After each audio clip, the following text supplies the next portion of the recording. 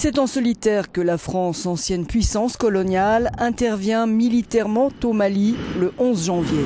L'opération Serval a pour but de stopper l'avancée des djihadistes vers la capitale Bamako et de protéger les ressortissants français et européens qui y habitent.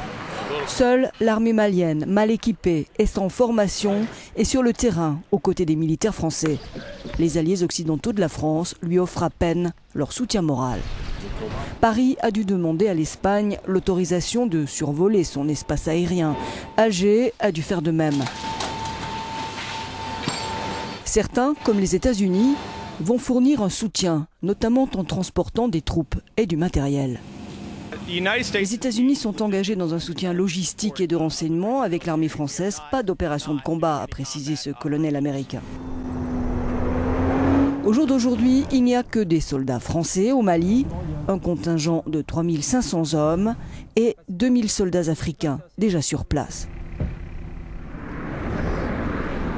Paris a hâte de passer le relais aux troupes africaines de la MISMA pour continuer à sécuriser le pays.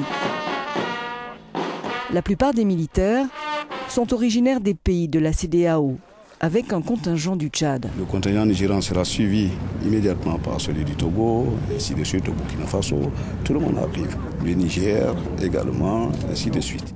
Sont donc mis à contribution le Sénégal, la Guinée, la Côte d'Ivoire, le Ghana, le Togo, le Bénin, le Burkina Faso, le Niger, dont les apports varient entre 120 et 730 hommes, et puis le Nigeria avec 1200 soldats et le Tchad, 2000.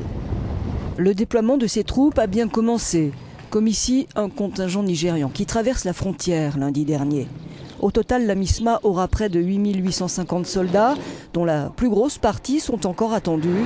2000 sont déjà sur le terrain. Le coût total de la MISMA est estimé à 740 millions d'euros. Il faudra trouver les fonds pour financer cette armée africaine et puis former ces soldats qui devront sécuriser l'immense territoire malien. Avec, face à eux, un ennemi devenu invisible, car mêlé aux populations locales ou caché dans les grottes des montagnes, près de la frontière algérienne.